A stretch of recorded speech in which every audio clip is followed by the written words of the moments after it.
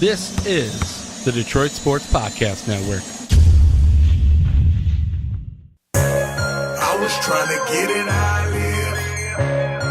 I want them dead presidents.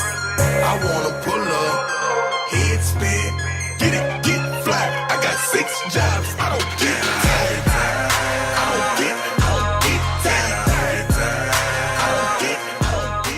Welcome to the latest, the freshest edition of Two Bad Hombres. Not Tigers Talk, but Two Bad Hombres. I am your host, Vito Jerome Churko, alongside the Doc from Doc and Jock, and from Tigers Talk, and the Motor City Sports Rant, and how many different podcasts under the DSP network umbrella. John Macaroon, with that being said, is here alongside me as usual. John, how is it going? Well, at the time of this recording, we'll have a new president. I'm going to get your opinion on if you're going to watch the inauguration, what your plan is. I know we're going to talk about Donald Trump on this podcast, but I want to start off by just getting, sometimes in life you got to make sure that you check with other people and get counsel on what to do in a certain situation, because I've been in practice now, in private practice, for about 3 years. Okay, I have a nice office in Sterling Heights, and in the office, I don't have a secretary. It's a one-man show. Okay, so it's easy because I see people, I greet them personally, and things like that. It keeps the expenses down. All the profits of the business can go to me and the family. Okay, so in 3 years, this has never happened. All right, so, and what happens is I kind of, make it comfortable and cozy in the lobby. As you can see, there's a television. I provide water, and for the most part, people are respectful. Well, this one appointment, something happened that's probably never happened before, in that I prepare coffee, it's nice and hot, but the guest, the client was with me, we had the appointment, and the grandmother of the client goes out to the lobby, kind of takes a cup of coffee, and I can see what she did after. She went through each magazine, ruffled them, and put them all back on top of each other. And then she tasted the coffee, and maybe it wasn't to her liking. She made her own pot of coffee. She made a mess, and I still left it out there today because I got to clean it still, because I didn't have any clients at the time of this recording. Now I'm sitting here thinking, maybe I got to put a sign, do not touch, or I got to figure it out because it literally took me an extra 15 minutes to clean up after this guest. And I was thinking, oh my goodness, what do I do here? Because I know if I had a secretary, they would not have allowed that because they literally just kind of made themselves at home, literally. But don't you want that feel here? Hey, make yourself at home. Do whatever you want. If you don't want to wear pants for some reason today, don't wear pants when you come in and sit down in that lobby. Be comfortable, right, in your own skin. But no, I get your point. When it's a mess, then it adds extra stress and work for you to do to clean up the mess that person caused. And the person should know better. A grandma is an older woman, right? So that should know better. Once you're how old? Once you're like 14, you should know what to do, kind of what not to do with that kind of a circumstance or situation that is presented to you. And all she had to do was kind of just sit there and relax, drink your pot of coffee. Now, if she wanted to make her own pot of coffee, I don't have a big deal with that. It was I really full. don't. But, okay, so if it was full, then I can see you having a problem with her because she's in the wrong then, because I could see if it was like empty or towards the bottom, then she decides to make her own pot to refresh the pot, and because it's her own blend of coffee that she desires, well, then she does it. But if the pot is full, man, come on, woman, come on, man, whoever it could have been, it was a woman this time, but to that grandma that did that of your client, well, it's not really acceptable. And what do you do now? Because you want to put an end to it. So I get you're trying to figure out, and you're asking me for counsel here, what to do with that kind of circumstance to avoid it from happening again. Well, maybe you put a sign out saying, I don't know, what do? You put a sign up, but what does it say on there? You got to decide what to put on there that's not too intensive for the language and not too, you don't want it being too harsh. Being something that turns off clients and people that wait for the clients too in that lobby. Easy solution. Make a pot of coffee, and then you know what I'll do? I'll take the coffee grounds, put them in my office. That way they can't. You hide it, yeah, so nobody else will do anything with the coffee. Once it's there, it's made, they're not going to make another because fresh batch. It's gone. Exactly. That's what I'm going to do. I'm going to take when I make a pot of coffee, I'll make it, and then I'll put the other coffee, the Folgers, into my office so they don't look and see it. That's a good idea. Well, then they're using all your coffee, right? That you might want. I mean, it's not just for you, it's for the clients more importantly, but if they're messing with that, they're messing with the supply, and then, you got to go out and get new Folgers coffee to refill the supply, right? I mean, I guess it's a good thing, though, that the demand is high, but you don't want the demand being high from everybody, not from just somebody sitting in there who's not actually a client, too, No, they can make it. And you want to make them feel comfortable, but listen, I'll make a full pot of coffee. If they want to drink it, they can drink it. It's no problem with that at all. So that's just what I'm going to do. I'm going to make a full pot of coffee, but not let them have the opportunity to make it themselves. And that's taking the smart way and resolving the situation, I think. So I think you're doing the right thing in doing that. So, hey, great work on your part of thinking of that because of me, because of my counsel. I guess I did something good for you, this time around for the DSP network. Maybe for the first time ever, or the first time in a long time. I don't know. We can break it down all day long, but I came up with the idea myself. So what did you do? I know you pretty much did. I know I'm trying to say, hey, maybe you learned something or got something from me that was insightful that helped you out with the situation. Which at least, hey, it's not a dire situation, not a big-time situation, so it's a small or a minuscule thing that you had to deal with. Luckily, really, you've never had many, or really any bad clients, or bad, like even people just sitting in the lobby doing anything to mess around. And as you said, nobody's really gone through even your magazines like that before. They have, but they put it back. I mean, so she just kind of threw them around. So no organization there after she used the magazines. Exactly, no organization. That's poor. Yeah, that's not in good taste. But maybe we'll say something to the client and say, hey, listen, please clean up after yourselves. My goodness, if it happens again. Out of respect for you, I mean, if you're bringing somebody into an establishment that's not your own establishment, not your house. It's almost like when you go into somebody else's house, how are you going to treat that person's house? You're not going to treat it with disrespect and just throw yourself on their furniture or walk all throughout their living room, onto their carpet. You're not going to do that because you know better. And she should have known better, and that's on her. But now, luckily, you have something to roll with going forward. I think a good solution. So we've accomplished that much so far. If it really is anything in the grand scheme of things. Probably not, but we've accomplished something, Doc. So prior to recording, we talked about, what we were going to talk about on this third episode, and you had mentioned that some of your family members had listened. I'm curious to get the review of your family members. What have they thought about the Two Bad Hombres podcast? My Antoinette Churko, my dad's sister, said good stuff about it. Good banter between you and I. She's more the mindset of me. I have a feeling there might be a reason why she is my aunt, probably biased, but she is more of a person that leans left than right. I guess you lean right more and you like Donald Trump a little bit more than her and I. So because of that, she sees me and my perspectives, my mindset being more of hers, so we agree more on the viewpoints, but she likes the lively banter. And she said it's very good as well to have the contrasting viewpoints, which we do on many different topics, and especially relating to Donald J. Trump, who we want to dive immensely into on this edition of the podcast, as well as we have on the first two episodes of Two Bad Hombres. And the first major topic is not totally about Donald Trump, Doc, but about championship teams, sports teams that is, visiting the White House, and now going to do so during Trump's time as president. My question for you, Doc, will teams start boycotting that? And should they start boycotting it? I mean, is it right for them to do so just because they don't agree totally with the president in the White House? Listen, my thinking is this. You've heard stories before of athletes kind of not deciding to go because of their political leanings here and there. But I think as an organization, who are the bosses and the owners of many of these teams? Most of them tend to be Republican. So I don't see whole teams boycotting, especially with a Republican president per se. And what you will see probably is a certain few select athletes deciding to, hey, based upon my political beliefs, I won't go. And that's fine. You're allowed to exercise your right in that if you don't agree with the president and things like that, hey, if you choose not to go, it's your right. And I don't personally have any biases against anybody that does that. Me personally, if, Obama was a president and I was, tend to be leaning right, and that was my, and that was a situation, I'd still go because, the president is honoring you. He's not there to convince you of your political beliefs. And that's why it doesn't really make sense. But when you have political pressures and when you're a figurehead maybe and you have to kind of be loyal to your constituents, I would have to sit and listen if someone said, hey, if you go there, I'm going to pull business or it's going to look bad upon you. I'd listen to it, but I tend to have stronger convictions. And it's not, when you go and when you watch these things, all you see is them kind of honoring the president, giving him a jersey. He makes a couple jokes. He kind of talks about your season. That's all it should be. If you're going there for a big political stance, I just go, I'm going there to have a good old time, meet the president, get maybe a tour of the White House. That's what I'm going there for. I'm not going there to really talk politics with the president. That's not the time or the place. But I understand, though, that some people do have, constituency and things like that. But I'm more of a guy that says, hey, if you want to judge me for what I do with the president or go have a meeting with him, that's actually disrespectful on you. Why would you limit my opportunity to meet the most powerful man, whether I agree with him politically or not? So that's just my stance on it. I don't see any situation or any avenue where an entire team decides not to do that because that is disrespectful. Whether or not you agree with the president is one thing, but to disrespect the invitation, I don't think a professional team will do that. Well, you know what? You don't really talk politics in those situations. You don't. I mean, it's a laugh fest. Look at Barack Obama and what he's done in honoring all these teams. It's a celebration of the teams. It always is, no matter the president. But Barack Obama made it a fun-filled event, a fun-filled day. Then you meet him and the First Lady. They're both entertaining, both cordial, both respectable, nice people to talk to.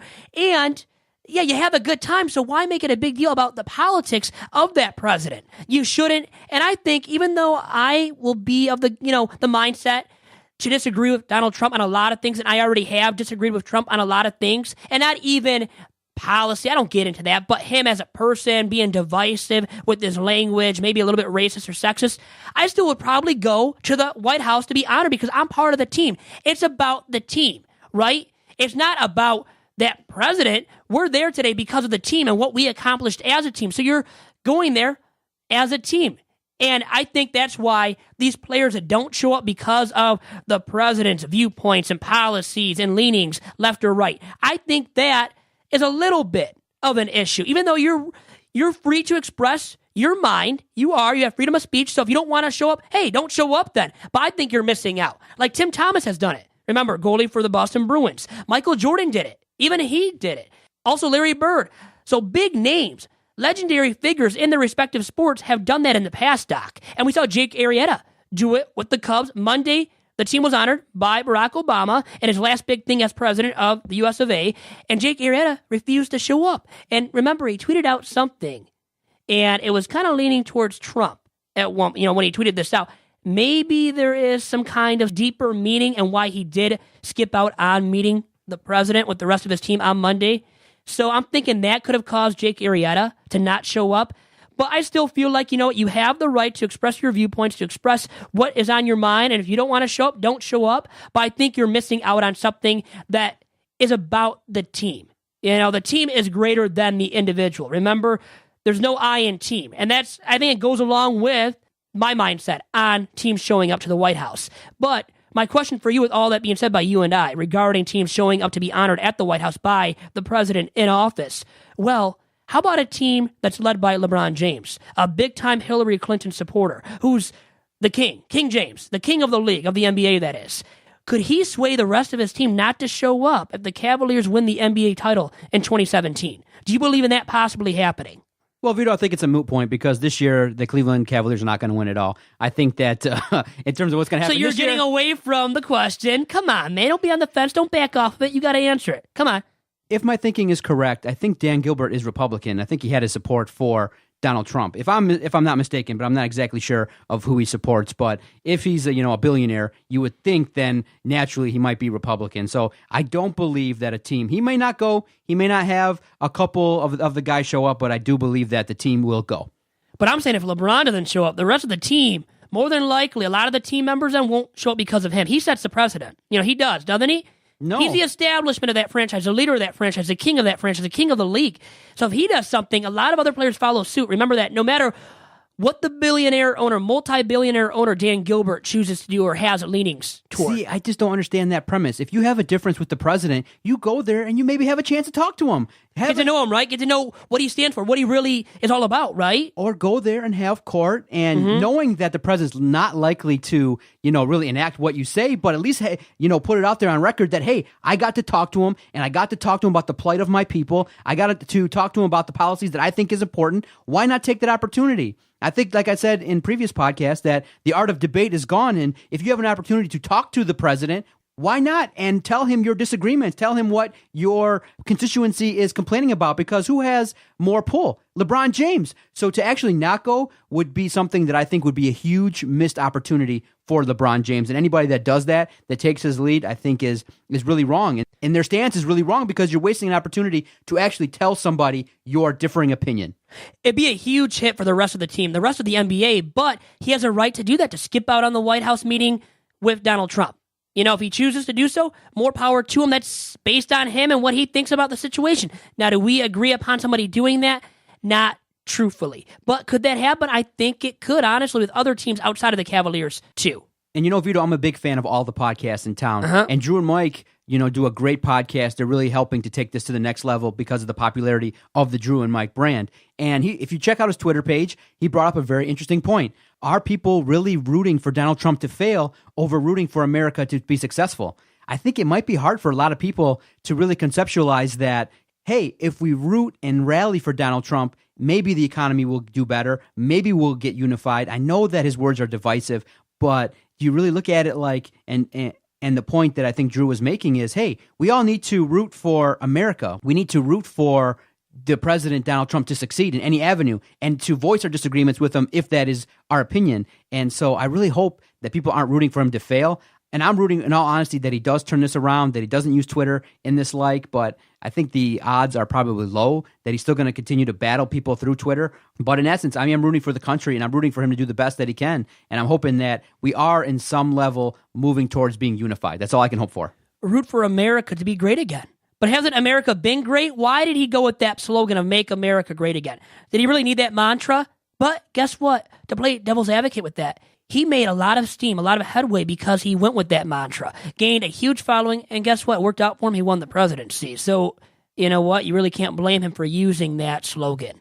It paid off with his campaign, to say the least. Now, like you said, we need debate. We need dialogue in this country. Now we've seen Kanye West go and meet with them to talk about the plight of his people. Steve Harvey go and talk with him about the plight of his people at Trump Tower. So Trump's hosting all these African Americans, people from different walks of life. Also, Ray Lewis, another notable African American figure, played in the NFL, big time figure from his playing days in the NFL. All these guys now have met with Donald Trump to talk about the plight of their people, to improve relations between, races and inside of the inner cities in our nation that have been downtrodden, at least a tad, in many of those inner cities. So there is something to that, too, and I don't think we can totally attack those guys for going and talking about what's on their mind with Donald Trump when he's going to be the next president of the U.S. of A.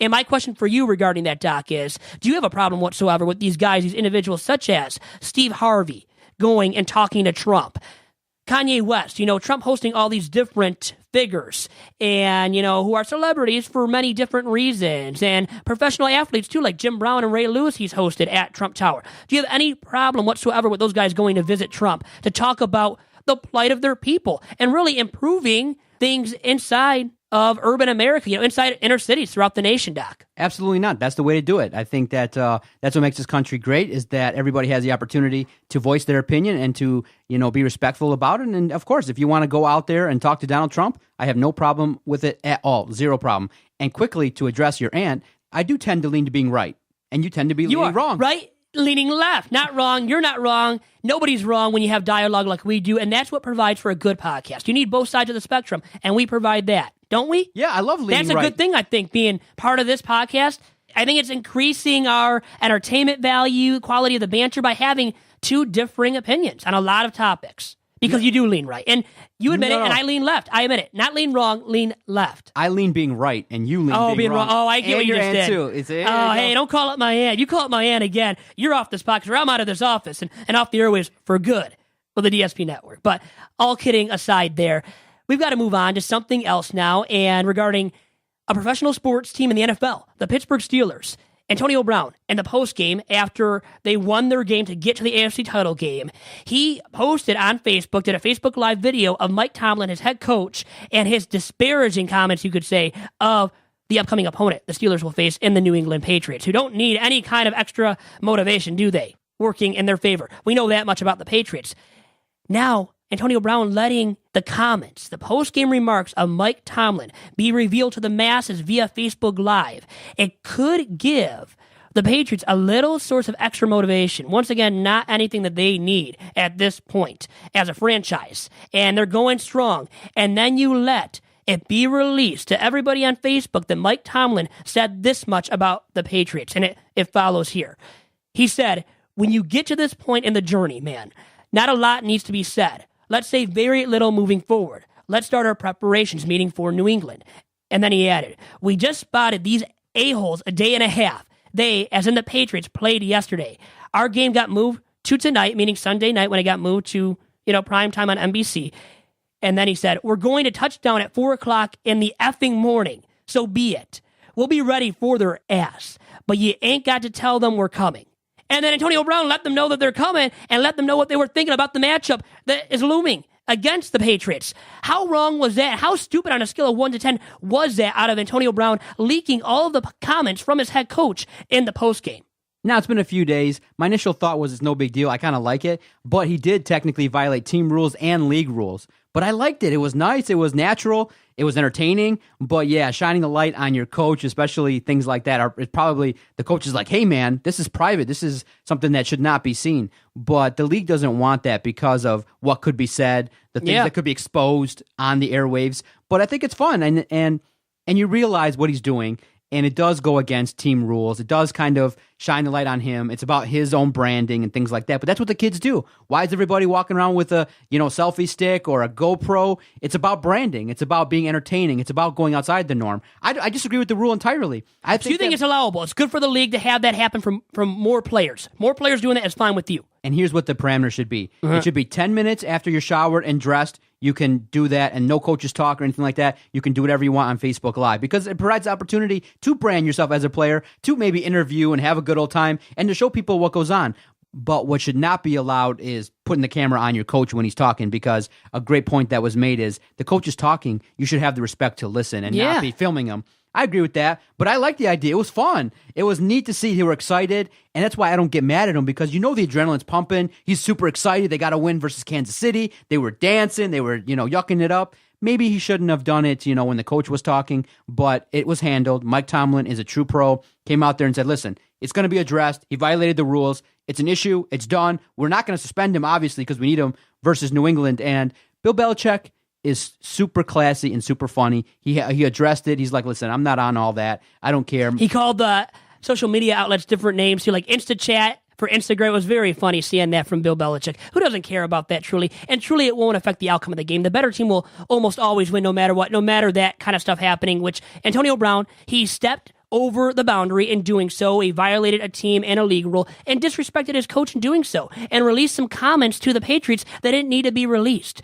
If you want to have some fun and celebrate the victory, a big victory against the Chiefs, which was hard to get, went down to the wire, well, celebrate it, and maybe you get like 10 minutes after you shower up, and for sure have some clothes on when you do that too, because you don't want to give anybody the idea that, hey, you don't have to be fully clothed and you can go on Facebook Live and post and say whatever you want. But posting comments from his coach, that's where he was totally in the wrong. If it was just him talking about the victory and talking up his team's performance in that game against the Chiefs, I wouldn't really have a problem with it either, Doc. But the problem, really for me, it stems from the fact that he allowed his coach's comments to be released to the masses. Well, that's a very private matter, And that's like, the NFL wants to protect the institution that is the NFL. And it's not always, a fun league. It's known as a no fun league, the not for long league. And they kind of have gotten away from players branding themselves and being themselves and expressing their personalities or showcasing their personalities. But in that case, Antonio Brown was totally in the wrong, in my opinion, because once again, he showcased his coach's comments when it didn't need to be done in the postgame. So that shouldn't happen again, and I think Antonio Brown will learn something from that, and that can be a lesson for future players and players at different levels in their careers, maybe even at the high school level, that now will think they can do that to their coaches. And think about these coaches that are still trying to teach their players lessons in high school or in college. They've got to deal with that possibility now with all the social media avenues and outlets of Instagram, of Facebook, most notably. These guys potentially posting videos of their coaches in the postgame talking to the team. And that's a private, very private, intimate moment that should not be expressed or shown to the masses. And when it is, just like Antonio Brown did on Sunday after the victory against the Chiefs, it is totally in the wrong. And that's why on the stupidity scale of 1 to 10, you've got to put it, I think for me, Doc, I'm willing to put it at an 8. Might be harsh, but I think it's true to go that high with the stupidity amount or count for Antonio Brown. It's a day and age, bro. Listen, I know. Hey, I'm young too. We're doing it to be entertaining, like you said, and he was entertaining. It's good to see these guys in the real element of what they think, what's on their mind, and seeing their genuine emotion after a victory like that. But the way in which he did it, it wasn't right. Come on, we agree about that part. That because he allowed the coach's comments, Mike Tomlin's comments, to be expressed. That's where he was wrong. Now, seeing his raw emotion after the game, after a big victory like that in the playoffs, that's fine. But you can't showcase what your coach is saying to the team in a Facebook Live video. That's where he was wrong, and that's why I give him an 8 on the stupidity scale. I guess the big Vito stupidity scale, I got to give him an 8, Doc. And what would you give him on that scale then, after all that has been said between you and I? 6. Yeah, a little bit lower, I can tell. give him a pass with the adrenaline and And listen, this day and age, the athletes are all about me, and it's fun. It is the no fun league. I think it's something that could be done, but definitely there needs to be parameters. They should be allowed to because it's neat. What's really going to happen? Of course, New England knows Pittsburgh doesn't like them. It's a rivalry. Of course, it's not bulletin board material. It's fun. Let us see more real interactions. And I like to see Mike Tomlin calling them assholes. That's what he should say. Because he thinks they are. The opponent is the asshole, is the enemy, and you talk about them like that to get your team motivated for that game against that team. So I get it. That's fine to say to your team, but you don't want that showcase on Facebook Live. That's where it was wrong for me. And I get the adrenaline rush too, but we see it being a bad thing for other people in more powerful positions, such as Donald J. Trump, too, the future president, who is being inaugurated on the Friday before this recording comes out, as each and every single Two Bad Hombres podcast comes out on Saturday.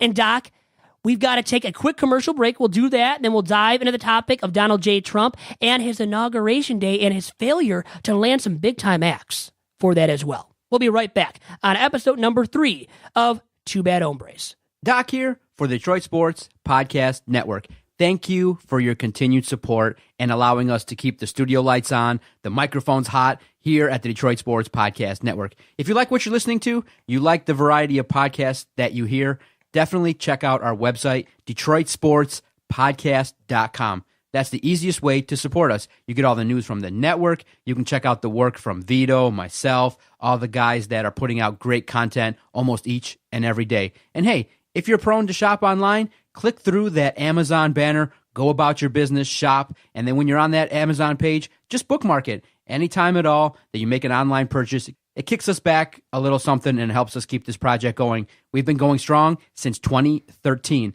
and that's been largely due to the support of our supporters, and we greatly appreciate it. DetroitSportsPodcast.com.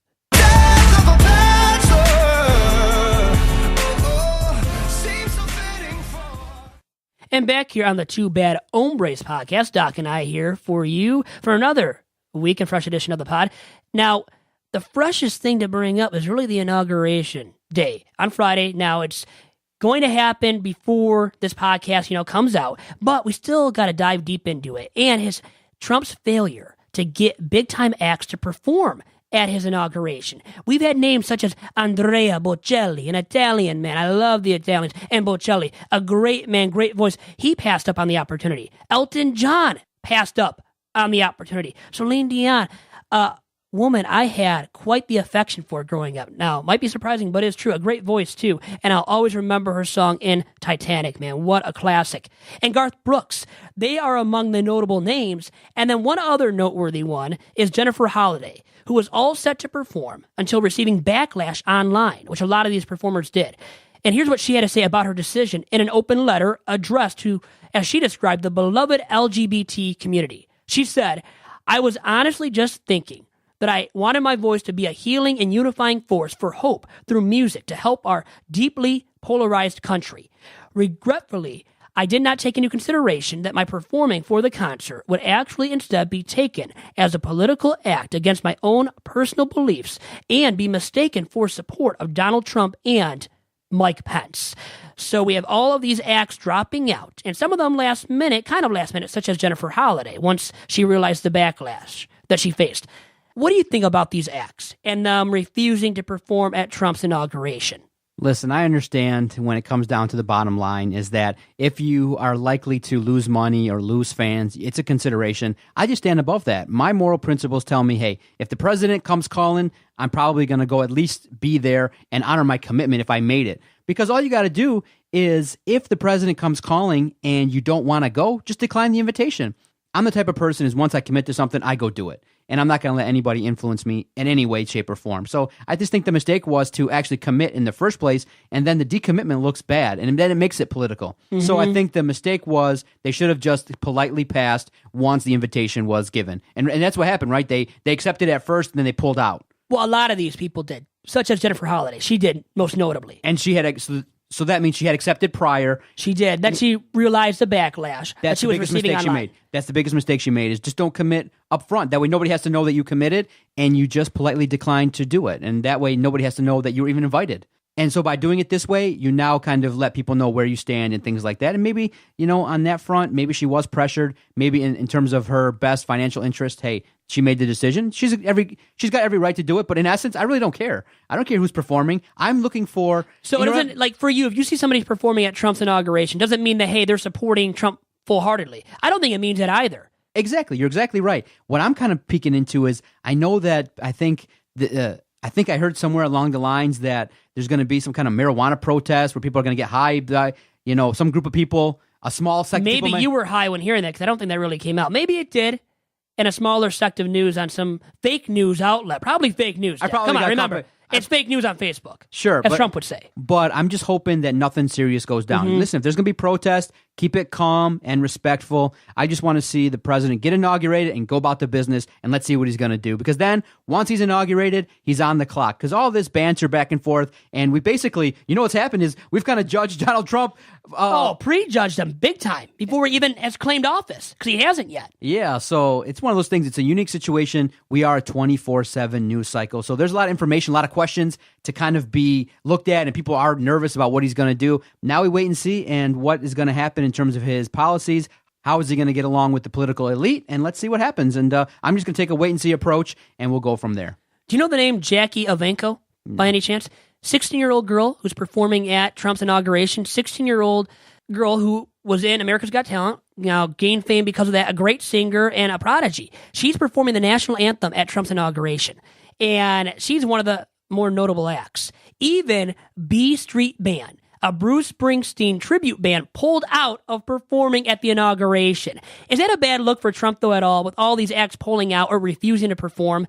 Not at all. I think he would probably be aware of this. He's a polarizing figure. He's an individual that knows what's going down. I just think that probably from his point of view, his staff should have definitely locked it down and said, hey, listen, if you do this, please don't decommit or something along those lines, and say, hey, listen, if we're willing to extend the invite, let's keep it private. Hey, you know what? I probably think his staff probably made a mistake, because they probably should have kept the list private and things like that, because you risk some people decommitting and things like that. Just say, hey, we're going to put on the best show possible and keep it light and maybe not be so forthcoming in terms of who's going to perform. That way you save face for both Donald Trump and the performing artist. You just say, hey, listen, the inauguration is a very special, time-honored tradition from one president to another. We hope that everybody that peeks in is entertained and can really witness the excitement that Donald Trump experiences, and keep it light. Something simple like that, instead of maybe putting out a press release in terms of who's coming. But Donald Trump invited that himself too, by saying, I'm going to have all the greatest stars. It's going to be the greatest inauguration. So on his end, he made a mistake too by pumping it up too much. Just keep it low key, go about the business, but nothing Donald Trump does is low key. No, It's never small. It's big all the time, and he hypes it up to be big. Now, how about it being a ratings behemoth? Will it be the most viewed inauguration of a president in the U.S. of all time? Could it be that, Doc? Because I think it might, actually. Unfortunately, it's probably going to be viewed for people wanting to see the circus. I'm kind of like that, because I'm not a guy that leans towards his political beliefs or viewpoints and the way he handles himself. So I might be of that standpoint where I'm kind of going to watch because of the fact that I want to see the circus that will present itself on Inauguration Day. Yeah, exactly. I think I might have a free hour between 12 and 1. I might peek in. I think it's around 12:30 maybe when he gets inaugurated. I'm not exactly sure the details, but it'll be something to peek into. I just hope that by the time this podcast comes out, that it's not too much of a spectacle, and something I'm kind of hoping that we don't talk about Donald Trump in the next podcast. We'll see, though, but I got a good feeling. Love it. It leads to ratings. People tune in. My aunt, Antoinette Churko, hey, she listens in because of our debates about Donald J. Trump. Oh, yeah? She does. Well, remember I told you about, the way she leans more towards me. Sorry for that, Doc. It's true, but now here's a guy that I don't think either of us lean toward, and there might be an inauguration of a mayor in the city of Warren because of some of his antics of late. I'm talking about specifically current city of Warren mayor, city of Warren, Michigan mayor, Jim Fouts, who has come under fire recently for a leaked audio doc that is him comparing African Americans to chimpanzees and referring to older women, so it could be our mom or grandmothers, referring to them as dried up, you know what, the C word. Wrong all the time, no matter what your political stance may be and whether or not you're Republican or Democrat. It's not right any time of day, any time of week, any time of the year, Doc. And this guy has a powerful position. It's the third largest city in Michigan. That is Warren, the city that he, resides in as the mayor of. And it wasn't just this that came out. There's been other stuff in the past. He's made critical remarks about disabled people. He has too, calling them, going as far as saying that disabled people, mentally disabled people, that is, are retards and not even human beings. Once What again, the hell is that about? yeah, please. He's in deep, doo-doo, really big-time hot water, and he should be. And you know what? He should be ousted or should step down, which he has refused to do so far. And now we see all these elected Macomb County officials that are calling for his resignation, and other people throughout the state of Michigan in powerful positions in government, elected positions, calling for his resignation. And it's got to be time for that at this point, right, Doc? What's challenging is he's denying this feverishly. And it sounds like him, the individuals, the Motor City Muckraker, Yeah. They've exposed him. They've said that this is him. They've offered him a chance, and they're willing to pay for a voice analysis to prove that it was him. It's tough when it sounds like you, and others now are coming forward saying that they've heard you in this situation. It's a bad look all around. I don't see how he can continue to survive this scandal. I mean, the pressure is going to come. You've now drawn the attention of civil rights leaders like Jesse Jackson. You have reverends. You have people protesting. I don't see how anybody could support this if it's him. I can't believe, I'm always of the opinion you're innocent until proven guilty, but those recordings are bad, and it's about to be probably soon that he's going to be asking for forgiveness, and he can't keep this up. He's gone on his Facebook page. He has tried to defend himself, and his primary defense is this kind of stuff is doctored, taken out of context because of my differences and battles with Macomb County Sheriff Mark Hackel, that this has come about, that there's a smear campaign going against me. He has said that, listen, I've been reelected quite a bit of times with a large percentage of, the vote in my favor. So he is trying to defend himself, but to not show up to city council meetings, to not show up to meetings where the public can address what you're saying is a bad look. If you're going to defend yourself, go out there, talk to the people, and say that it wasn't you. But you know what? We're a forgiving society, and what I believe is that if that was him, and he came out and apologized first to get out in front of it, I do believe he would take a lot of heat, but you take a lot more heat, and it's so much worse.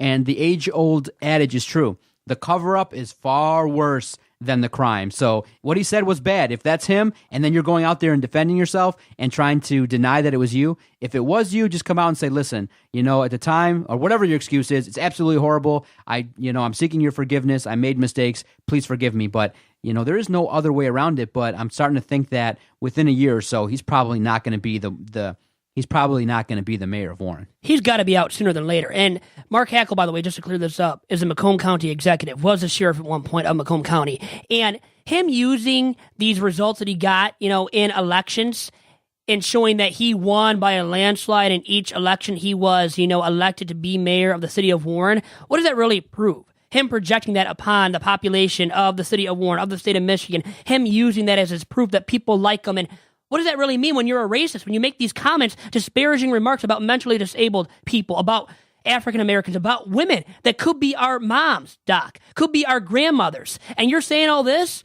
and there's never a rhyme or reason for it. He's not right, and him using these election results to say, hey, I'm a powerful man or I had a lot of support, well, maybe you did, and now you have to go on the apology tour. You really do at this point, Mr. Jim Fouts, because that's the next stage for you. In this stage of redemption, of getting possibly a second chance, which I don't think he deserves. I think he's made way too many disparaging remarks. But there's also the point to bring up that he is feuding with Macomb County Executive Mark Hackel once again. And maybe Hackel has this vendetta out against him and is using this video, this audio to get at him to cause him to lose his position as, City of Warren mayor. And, Fouts has gone after Hackel about dump dirt at the Freedom Hill landfill in Sterling Heights and has accused Hackel of being behind what Fouts labeled as these phony engineered tapes. So there is a vendetta that each has out against one another. So maybe, Hackel is using this smear campaign, right, to negatively affect the name of Fouts, to degrade him so much that it costs him his job as, the city of Warren mayor. Maybe there's that, and that's what Fouts is going to, but if you actually can prove it is his voice on those tapes, well, it's got to cost him his job. And you know what? Maybe he'll go the route of Paula Deen and go on Dancing with the Stars, or he wishes he was that big of a celebrity because maybe he could go on there for his redemption tour. Remember, she made those racist remarks cooking. She had to go that route, but she lost her job on her cooking show. And him in a more powerful position, I think always people in these types of positions should lose their job. And I really think that about Fouts right now, Doc, as we stand here talking about it. I agree with you 100%. It's a bad look. It's very disgusting to think that way, especially in 2017. It's unbelievable that this kind of stories come out for Warren. It's a bad look. It limits his ability to lead. It really turns everybody against you. It's just a really bad look. And to speak that way, I do believe is, something that could be looked at criminally. Hate crimes or things like that in terms of disparaging remarks, discriminating, if that is the case. I haven't really looked too deeply into it. I'm just kind of disgusted at the whole kind of story, especially this day and age. I would hope that if it does come out that it is him, that he decides to listen, I'm sorry, and to step down and let somebody else new lead the city of Warren, because this is now a distraction, and this is probably going to be the talk going forward, and he's going to have to, really, the tough part for him is he's going to have to address the people at some point, because there's city meetings that he's got to be required to attend, and you can't lead when people question you in terms of the comments that you make, and you're just going to keep hearing people come out and say that, he's a bad guy, and they've said these things before, and what... I'm always of the opinion when there's smoke, there's fire, and this is probably something that's going to burn down his administration. There's more audio probably to be leaked that Hackle will try to get out there to the masses to prove that Fouts is unfit to be the mayor of Warren. And I was going to say something else. He's 74 years old, not the best looking dude. And we don't want to judge anybody based on their appearance. I mean, I'm a little person. You can judge me. You can say a lot of stuff about me probably because of that. But seriously, this guy is 74 years old. And he came out with comments saying, think I want to date an effing 60-year-old hag? He said that at one point, too. Come on, man. Who do you think you are? You're not the greatest looking dude, and you're 74 years old. Get over yourself. Do you think maybe he's senile and would probably maybe use that as a defense? Oh, my God, to keep his job. Well, he's not fit to be the mayor then. He should lose his job just based on that merit, right? So he won't be the mayor for much longer. I think you and I both agree upon that. Now, a new topic, going into sports here. And we might not agree upon this. Our Super Bowl 51 pick stock. Now, I've got right now the Pack and the Patriots, and I can use so much evidence to support the Packers, especially Aaron Rodgers, 21 TDs, 1 interception since the Packers began their 8-game winning streak in Week 12. And that includes a wild card round victory against the Giants for the Pack and the divisional round victory this past weekend against the Dallas Cowboys. So Rodgers has done this over an extended period of time now, being this highly successful quarterback. And he might be the best in the game outside of Tom Brady right now. And I think you can make that argument fairly clear. So I think it's going to be him against Tom Terrific in the Super Bowl, Doc. How about you? I agree with you 100%. That's what I'm hoping for. I just hope that a lot of people tweeted us on our Twitter page at Detroit Podcast, and you can follow our new Twitter page at 2Bad Hombres. I just hope that the league doesn't rig the game and make it one-sided in terms of the game between Atlanta and Green Bay, because that Dallas-Green Bay game was so unbelievable. I hope we get something near that, because that game was unbelievable. I thoroughly enjoyed it. I hope that the referees in these two games are not the story. Please, let's just get a fairly officiated game. Let them be entertaining. I think the best Super Bowl matchup is New England and Green Bay, because there is a natural, inherent debate between the two quarterbacks. The two teams are very good. It would make for a great Super Bowl. And this is the game I hope we get a chance to see, Green Bay versus New England. Let's have a lot of storylines. Let's have a lot of debate. And I'm looking forward to watching on Sunday. What are your plans? What are you going to do? Well, I was going to say this much, too, really quick. The Zebras only negatively affect the outcome of Dallas Cowboys games and Detroit Lions games. We know that far too well as Lions fans. So they're going to be more than fine. And who are they going to pick to be biased for in that Super Bowl matchup, which is a great one, a ratings behemoth. And as of right now, I'm picking the Packers. I don't like the Patriots anyways. They've won enough. Let Rodgers win a second Super Bowl to hoist a second Lombardi trophy. I'd be more than fine with that, even though I am a Lions fan. But the Packers are a much better ball club, are rolling in a hot fashion, and I don't think anybody stops them because of Rodgers and how he's playing. So in that matchup, I have the Packers coming out on top. And I think, I'll say this much, and I'll ask you really quick for your opinion too. I think the Falcons actually have a better shot of defeating the Packers than the Cowboys did, even though it came down to the wire between the Cowboys and the Packers. I really think the Falcons at home in this now title game round have a better shot of defeating Rodgers and the Pack than the Cowboys did last week. What do you think about that? 100%. But in terms of the two games, I think if there's going to be an upset, I think Pittsburgh has a stronger opportunity, because look at the offense. They got Le'Veon Bell, strong running back that's just a guy that can really take over a game. You got Antonio Brown. You got Ben Roethlisberger. So I feel like if there's going to be an upset, it would be Pittsburgh that would come away with the upset victory. But I'm really hoping it is New England because of Tom Brady, and because of the fact that I do believe in the Super Bowl matchup, it could be a very entertaining shootout kind of game. So that's what I'm hoping for. But in terms of the likelihood of an upset, I just think that Green Bay might have that magic touch. Whatever's going on with Aaron Rodgers, he is on fire. When a quarterback like Aaron Rodgers is playing like that, he is almost unbeatable, and it's something that I hope we get a chance to see. Two great quarterbacks going back and forth, and I think it's going to be a fun day. I'm going to enjoy it, and I hope to see two Super Bowl caliber performances by the two teams that do advance, and I'm looking forward to it. It's going to be fun. Rodgers is a great quarterback, no doubt about it. I think he's better than Brett Favre. Is it Brett Favre? How do you say that last name? I don't know. But all joking aside, I think it would be a great Super Bowl matchup. And Rodgers, once again, I think is playing the greatest football of any quarterback, and despite the fact he might not be a family man. How about that rift in the family between his mom and dad, his brother Jordan, and him? Is there really anything to that really bothers you? Do you care about it at all, Doc, honestly? It was interesting that it was revealed on The Bachelor. Interesting stuff, but that's his own personal business. I'd rather know more about his relationship with Olivia Munn. Because we like seeing her. She's a beautiful woman, isn't she? Now, George Takei is a beautiful man. And you know what? I almost like him as much as I like Aaron Rodgers. But anyways, it relates to Vito's bad tweet of the week here. And Takei, who has a big Twitter following and is famously known for his portrayal of Sulu in Star Trek The Original Series, which I have watched nothing of in my lifetime, he sent out a tweet Monday in honor of MLK Day, which includes an image depicting Martin Luther King placing one hand over Donald Trump's mouth and the other making the silence gesture. Meanwhile, Trump in that photo is seen wearing a Make America Great Again hat. What other hat does he own? No other hat, right? And he also has a phone in his hand that shows him going on Twitter. How about the powerful message conveyed by that very tweet, and the photo in that tweet included by George Takei on Twitter on Monday? How powerful. I don't know if you've seen it, but I retweeted it, by the way, from the @2BadHombres Twitter feed. Another reason to follow our Twitter account. Come on, guys. Do so for us. We're at like 103 followers. We need to reach, how about north of 110 at least, or 120 by the end of this weekend. And I just thought it was very powerful. It spoke to me, and I like the man that is George Takei. He's on Howard Stern. We watch or listen to that show quite often, you and I, Doc.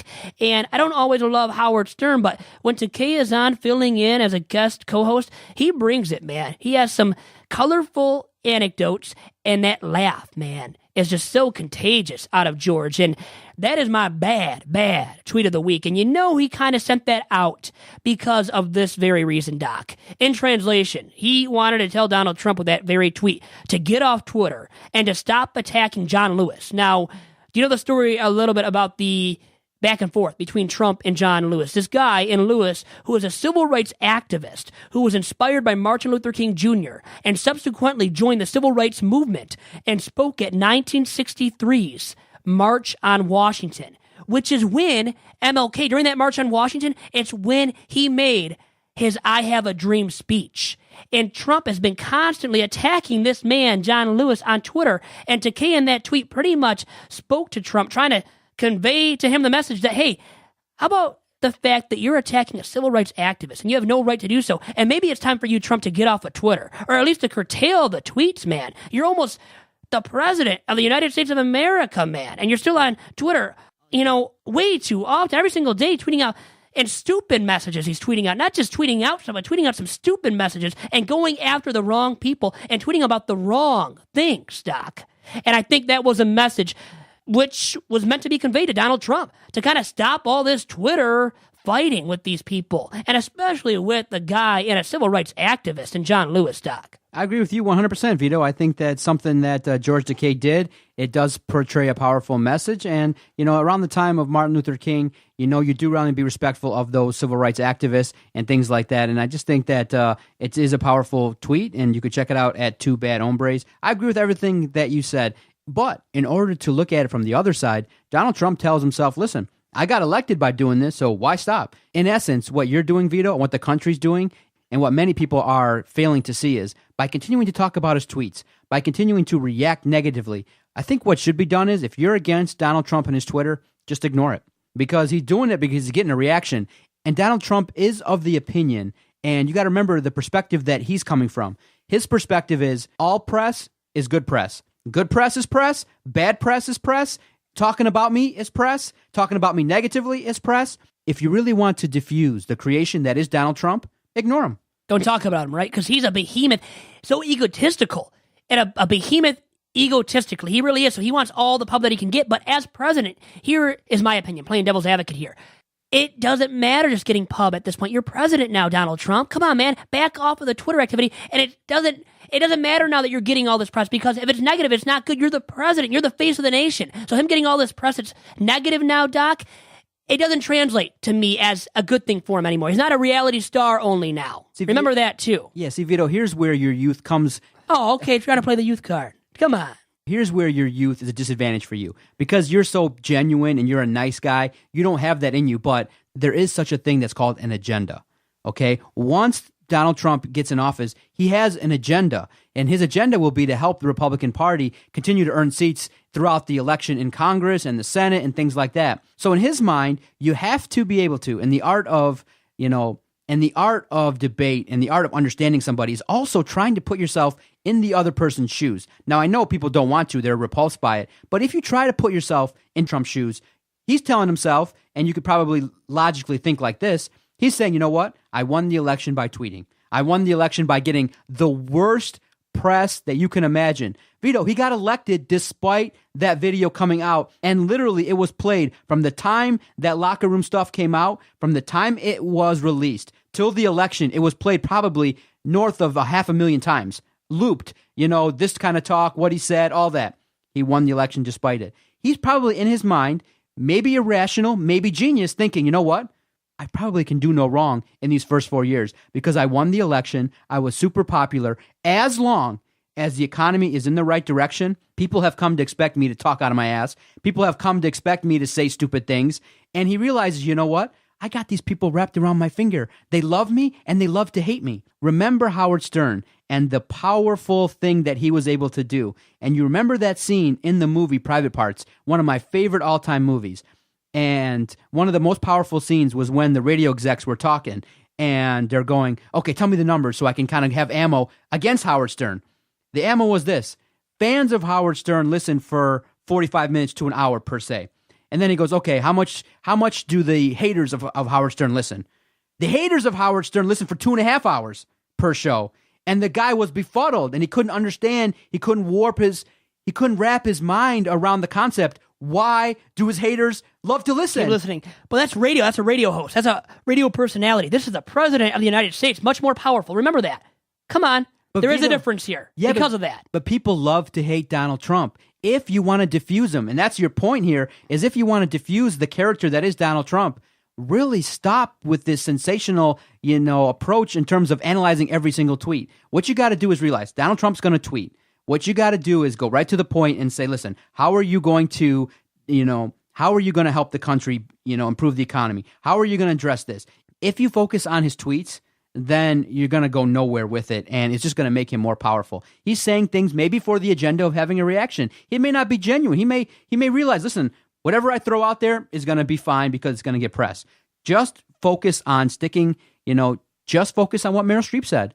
Hold him accountable for his policies, what he does in terms of helping the country and his policies. All this other name-calling stuff is just maybe, in a way for Donald Trump to shield himself by diverting attention to more important things that maybe he's trying to slide through, that maybe he can get away with.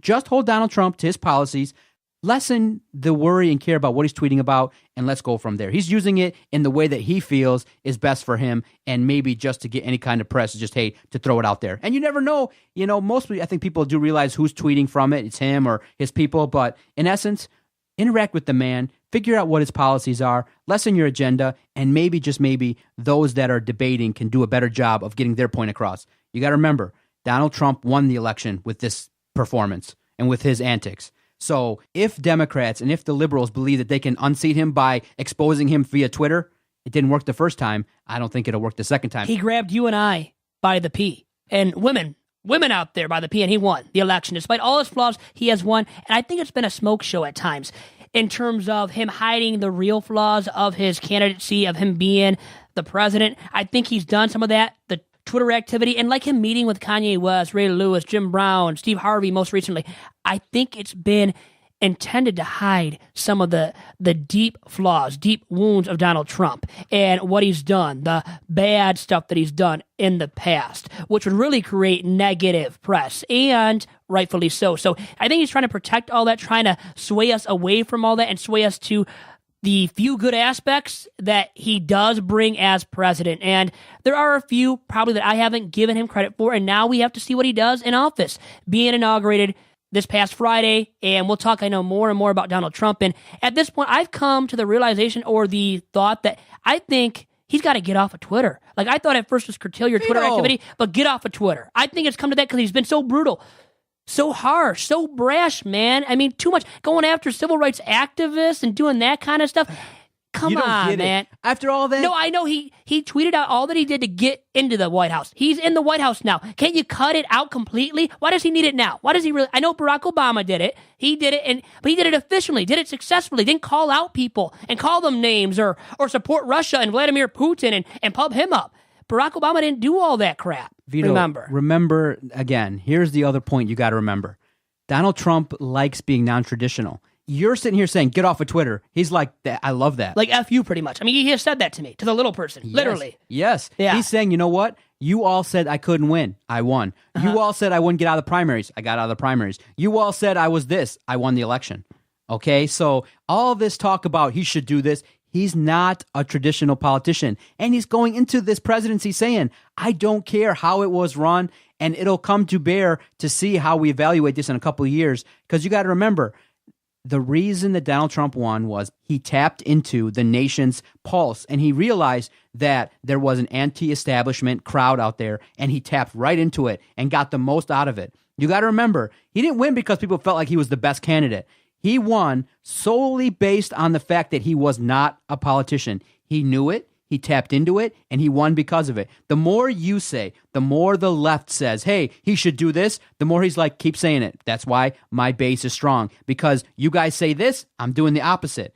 That's why he won. He is the embodiment of what the government is supposed to be. It's just unfortunate that it was Donald Trump is the first guy to really take advantage of it. It should have been somebody else. Should have been a different businessman. But it's going to be The Rock in 4 years. It's going to be The Rock. It could be. How about him wanting to run? How about Kanye West? He said he won't run, though, in 4 years because he likes Donald Trump so much now. But anyways, my message to Donald J. Trump, because I know he's listening to this podcast. You know, he watches all these different shows, SNL. He criticizes Alec Baldwin. He probably listens to a ton of podcasts criticizing him. Well, if he takes anything from this, I would tell him, get off of Twitter. Guess what, though?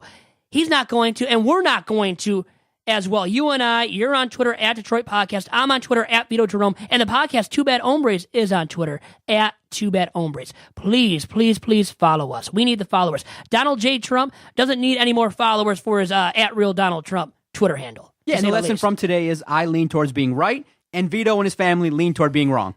I lean towards being right 95% of the time is really what we've learned. And Doc, about 50% of the time. That is the true message to convey to all of you guys listening. And thanks to all of you for listening to episode number 3 of Two Bad Hombres. We'll be back next Saturday for another edition, episode number 4. Hope you tune in. And I know we'll have something to discuss about the inauguration, which, really quick, will you be watching it? You know what? As we were recording, I got a schedule filled at noon. So Friday at noon, I'm not watching it. You're out? I think I'm in. I'll be in watching it, maybe tweeting out some stuff about it, about what I think regarding the inauguration and DVR, how it goes. baby. I'll DVR it. Hey, you can do that now. Modern technology is so beautiful, and you're always beautiful. I hope I'm always beautiful to our listeners. And tune in once again to episode number 4 of Two Bad Hombres next Saturday. And until then, have a great few days, and we'll talk to you then. Goodbye, guys. See ya. I was trying to get it how I live. I want them dead presidents. I wanna pull up, head spin, get it, get fly. I got 6 jobs.